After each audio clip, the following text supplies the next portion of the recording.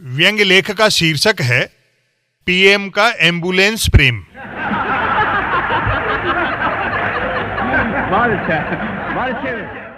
खबर है कि जब से प्रधानमंत्री एम्बुलेंसों से रास्ता कटवाने लगे हैं, बिल्लियां भारी तनाव में हैं।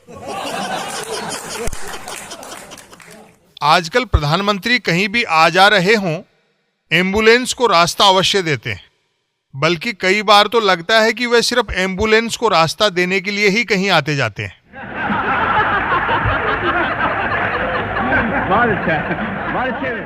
करुणा निधान होने से अधिक लाभदायी है करुणा निधान दिखना। चींटियों को आटा डालते हुए का फोटो छप जाए तो हाथी बन जाने जैसा प्राउड फील होता है।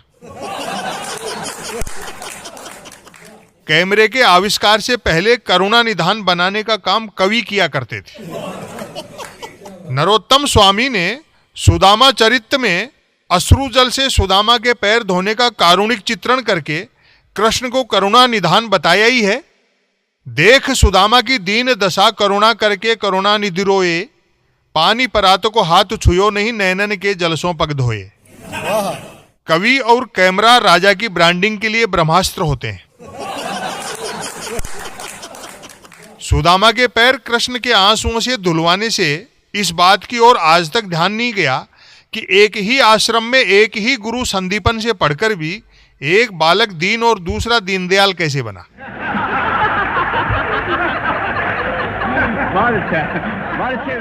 प्रधानमंत्री के एम्बुलेंसों को रास्ता देते रहने से हम दर्शक कहां सोच पा रहे हैं कि हमें अच्छे अस्पताल और सस्ता इलाज क्यों नहीं मिलते।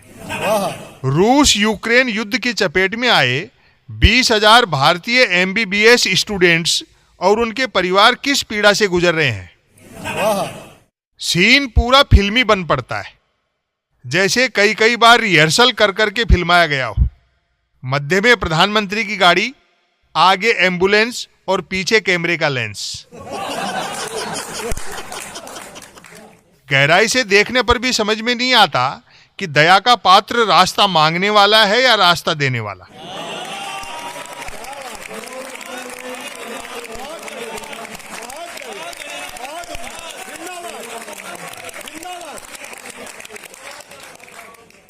ऐसी कश्मकश भी देखने को मिलती है कि पीएम की गाड़ी का ड्राइवर सोचता है कि एम्बुलेंस निकले तो मैं आगे बढ़ूं, और एम्बुलेंस का ड्राइवर सोचता है कि पीएम की गाड़ी निकले तो मैं आगे बढ़ूं। अंत में भरत मिलाप सा होकर शूटिंग संपन्न होती है। सवाल उठ रहे हैं कि कैसे रोज रोज प्रधानमंत्री की गाड़ी के आगे एम्बुलेंस आ जाती है। यह संयोग है या प्रयोग है? कहीं ऐसा तो नहीं कि प्रधानमंत्री द्वारा एम्बुलेंसों को नियमित रास्ता देते रहने से एम्बुलेंस वाले प्रधानमंत्री आवास जाकर पूछ आते हो कि हमें कल किधर आना है।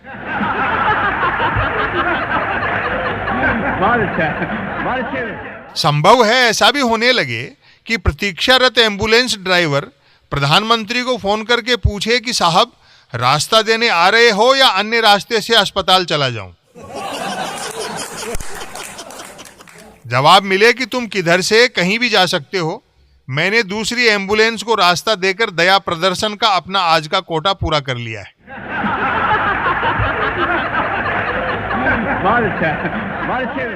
हो सकता है प्रधानमंत्री के एक दिन में एक ही एम्बुलेंस को रास्ता देने की मजबूरी के चलते निर्णय लॉटरी निकालकर किया जाने लगे, अथवा डॉक्टरों की टीम जांच करके बताए कि जिस एम्बुलेंस में लेटे मरीज की हालत अधिक गंभीर हो उसी को रास्ता दिया जाए। प्रधानमंत्री से रास्ता मांगने के क्रेज के चक्कर में सामान्य मरीज भी असामान्य होने का अभिनय करने लग सकते हैं। आखिर दयालु होने का अभिनय किया जा सकता है तो गंभीर मरीज होने का अभिनय क्यों नहीं किया जा सकता। अब तो बस उस शुभ घड़ी का इंतजार है जब प्रधानमंत्री की गाड़ी रास्ते में मिलने वाली एम्बुलेंसों को टोचन कर करके अस्पतालों तक छोड़ने जाया करेगी।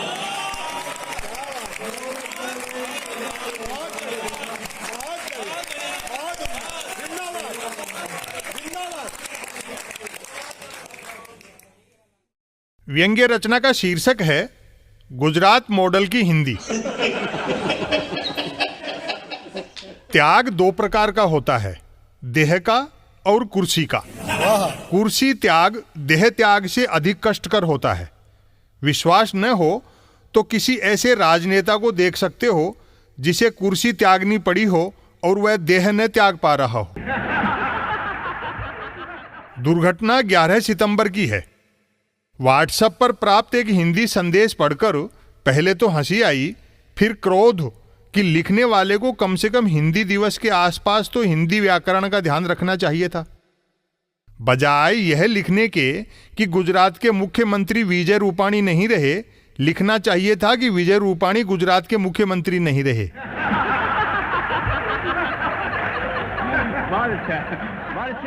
हिंदी दिवस से ठीक 3 दिन पूर्व राष्ट्रभाषा के प्रति बरती गई ऐसी असावधानी नितांत अक्षम्य है। ऐसों से तो बैंक वाले अच्छे, जो 14 सितंबर नहीं पूरे सितंबर लोन को ऋण और मंजूरी को स्वीकृति लिखते बोलते हैं। खैर, आदरणीय विजय रूपाणी जी व्याकरण की त्रुटि को अन्यथा न लें और स्वस्थ रहें, दीर्घायु हों। अर्जुन को चिंतित अवस्था में देख द्वारिका में बैठे श्री कृष्ण ने वर्चुअली कारण पूछा तो अर्जुन बोला, हे द्वारकाधीश, गूगल मैप के अनुसार द्वारिका से 439 किलोमीटर दूर अहमदाबाद में एक मुख्यमंत्री अचानक पूर्व मुख्यमंत्री कैसे हो गया? संसार की सबसे बड़ी पार्टी में इन दिनों मुख्यमंत्री ऐसे क्यों बदले जा रहे हैं जैसे बोरियत के मारे दर्शक फटाफट टीवी चैनल बदलते हैं। श्री कृष्ण हंसते हुए बोले, हे कौन्ते, व्यर्थ का शोक क्यों? जिस आलाकमान ने पद दिया था उसी आलाकमान ने वापस ले लिया। गुजरात में विधानसभा के चुनाव आसन्न हैं। चुनावी राजनीति में जो जिताऊ होता है वही टिकाऊ होता है।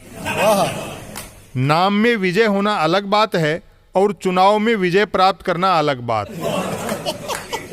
सुदूर पूर्व में असम में मूल भाजपा वासी की उपेक्षा करके कांग्रेस प्रवासी मुख्यमंत्री बना कि नहीं बना?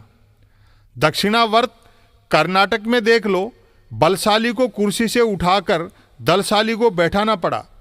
पार्टी को खंड खंड होने से बचाने के लिए उत्तराखंड में 2 खंडों में फेरबदल हुआ। अर्जुन ने प्रश्न किया, हे मुरारी, तो क्या भाजपा आलाकमान के सम्मुख अपने ही मुख्यमंत्रियों की कोई हैसियत नहीं? श्री कृष्ण ने धैर्यपूर्वक समझाया, हे इंद्रसुत, भाजपा आलाकमान एक उफनती नदी है और बाकी सारे भाजपाई उस नदी किनारे के पेड़ हैं।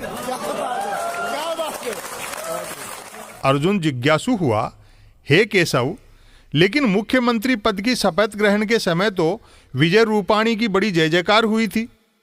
श्री कृष्ण ने भेद खोला, हे जयंत, राजनीति में शपथ ग्रहण कोई पाणी ग्रहण नहीं होता कि एक बार कुर्सी से बंध गए तो 7 जन्म तक निश्चिंत, बल्कि उग्र महत्वाकांक्षी नेता तो शपथ ग्रहण के लिए वर्षों पहले हो चुके अपने पाणी ग्रहण तक को भूल जाते हैं।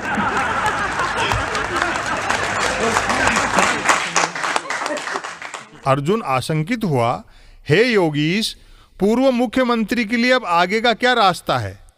श्री कृष्ण ने 2 टूक कहा, हे धनंजय, ऐसी अवस्था प्राप्त भाजपाई का अंतिम पड़ाव केवल मार्गदर्शक मंडल है, जहां के लिए एक रास्ता सीधा जाता है और दूसरा वाया गवर्नर हाउस।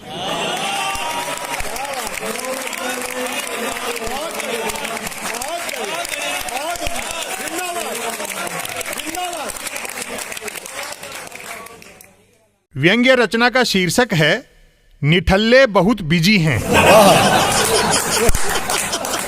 आदर्श सरकार के पास बिना रोजगार दिए भी भीड़ को काम से लगाकर रखने के कई नुस्खे होते हैं। जनता व्यस्त रहनी चाहिए, भले ही इसके लिए उसे अस्त व्यस्त रखना पड़े। आखिर अस्त व्यस्तता शब्द में भी तो व्यस्तता है, बल्कि अस्त व्यस्त व्यक्ति अधिक व्यस्त रहता है। एक तो व्यस्त, ऊपर से अस्त व्यस्त, यानी डबल व्यस्त।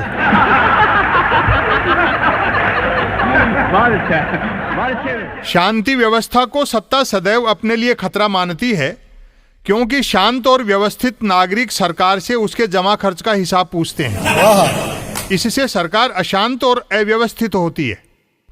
अतः जब भी सरकार कहे कि हम लाखों लोगों को काम देंगे तो समझ लेना चाहिए कि जल्द ही यहाँ वहाँ प्रायोजित ऊटपटांग क्रियाकलाप शुरू होने वाले हैं। सूचना है कि भाजपा शासित एक प्रदेश के एक नदी किनारे बसे कई गांवों कस्बों के लोगों ने इस मांग को लेकर जुलूस निकाला कि हमारी लोकल नदी को गंगा का दर्जा दिया जाए। जुलूस में बीजेपी के एक राष्ट्रीय महामंत्री, राज्य के एक मंत्री और रामायण धारावाहिक के राम अर्थात अरुण गोविल भी शामिल हुए। अब तो आप भी समझ गए होंगे कि भारत में रोजगार भले ही नहीं है पर काम की कोई कमी नहीं है।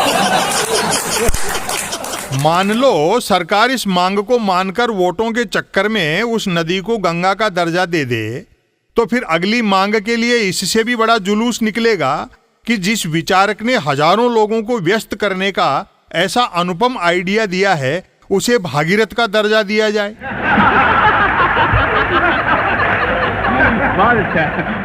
इसी कड़ी में अरुण गोविल को राम का दर्जा दिए जाने की मांग भी उठ सकती है। किसी गांव के सैकड़ों लोग अपने गांव की किसी पहाड़ी को हिमालय का दर्जा दिलवाने के लिए दिल्ली कूच का नारा दे सकते हैं।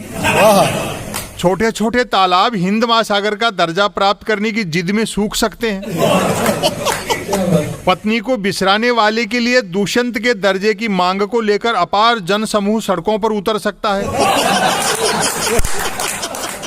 शायद लोग दाढ़ी मूंछ बढ़ाने लगें और जिसकी दाढ़ी मूंछ सर्वाधिक लंबी और सफेद हो वही अपने लिए रविंद्रनाथ टैगोर का दर्जा मांगने लगे।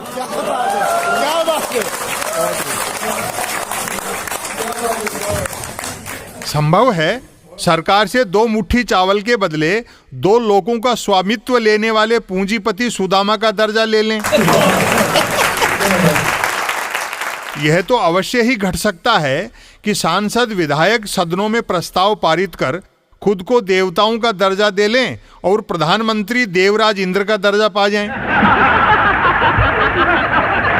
सरकार के लिए भी मूल काम करने के बजाय ऐसी दर्जा स्कीमें अधिक लाभकारी होती हैं। दर्जा देते रहो और चुनावी जीत के मजे लेते रहो। नजारा बड़ा हास्यास्पद है। जहां सरकार ने संकल्प ले रखा है कि जनता को रोजगार नहीं सिर्फ काम देते रहना है, वहीं जनता ने भी ठान रखी है कि हमें भी रोजगार नहीं सिर्फ काम ही चाहिए।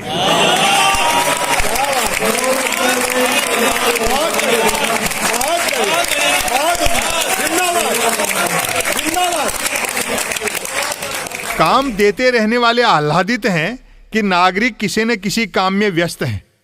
कोई बाहर जाती गेंद को छेड़ रहा है तो कोई हवा में बल्ला घुमा रहा है।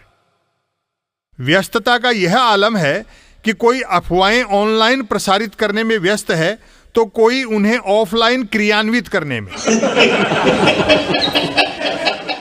सरकार को जनता की इस निठल्ली व्यस्तता का भरपूर लाभ मिल रहा है। वह अलीगढ़ का नाम बदलकर हरिगढ़ प्रस्तावित करके रसोई गैस सिलेंडर पर 25 रुपए बढ़ा लेती है।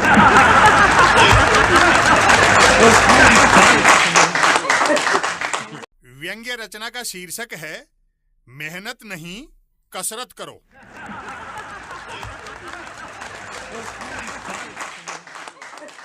भाइयों और बहनों, आज मैं मेहनत के अवगुणों और कसरत के गुणों पर आपसे अपने मन की बात शेयर कर रहा हूं। मेरा दावा है पूरी बात सुनने के बाद आप सदा के लिए मेहनत छोड़कर कसरत करने लगेंगे। हमारा हजारों साल का इतिहास बताता है कि सुखमय जीवन के लिए मेहनत नहीं केवल कसरत करनी चाहिए। सुनते हैं कि प्राचीन काल में अधिकतर लोग केवल कसरत किया करते थे, इसीलिए राष्ट्र विश्व गुरु था, सोने की चिड़िया था। ज्यों ही वे कसरत त्याग कर मेहनत करने लगे, दुख दरिद्रता में डूबते चले गए। काश वे मेहनत के चक्करों में न पड़कर कसरत ही करने में लगे रहते।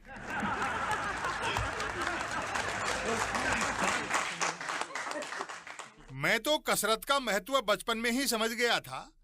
जैसे ही घर वाले मेहनत करने को कहते थे, मैं तुरंत कसरत करने लग जाता था। बाद में तो खैर घर वाले ही मुझे मेहनत करने को नहीं कहते थे, यह सोचकर कि मेहनत करने की कहेंगे तो अभी कसरत करने लग जाएगा। कभी मेहनत और कसरत करने वालों पर नजर डालोगे तो खुद समझ जाओगे कि मेहनत करने के क्या दुष्परिणाम भुगतने पड़ते हैं और कसरत करने के क्या मजे होते हैं। दिन रात मेहनत करने से बेहतर है आध पौन घंटा कसरत कर ली जाए। 84 लाख योनियों में भटकने के बाद मनुष्य देह मिलती है, अतः मेहनत करने में मनुष्य जीवन न गंवाएं, कसरत ही किया करें। मेहनत तो औरों से भी करवाई जा सकती है।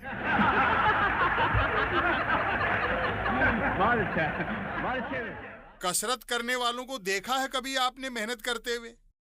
कसरत के लाभ इससे समझे जा सकते हैं कि देश में 2% कसरत करने वालों के पास 98% पूंजी है, जबकि 98% मेहनत करने वालों के पास सिर्फ 2%।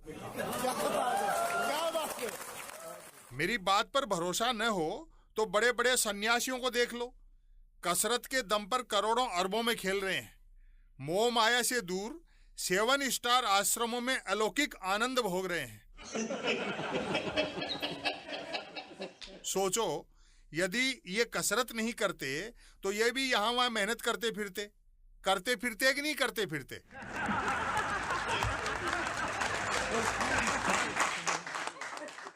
कसरती बदन का बड़ा रोब पड़ता है, मेहनती बदन सदैव दया का पात्र बना रहता है। कसरत करने वाला 70 साल का होकर भी 30 साल का लगता है, जबकि मेहनत करने वाला 30 साल का होकर भी 70 साल का। मेहनत रोटी कमाने के लिए की जाती है और कसरत रोटी पचाने के लिए। अब आप ही कहोगे कि कमाएंगे ही नहीं तो पचाएंगे क्या? तो भाइयों और बहनों, ऐसे कुतर्कों के कारण ही तो कसरती लोग मेहनती लोगों की तुलना गधे से करते हैं।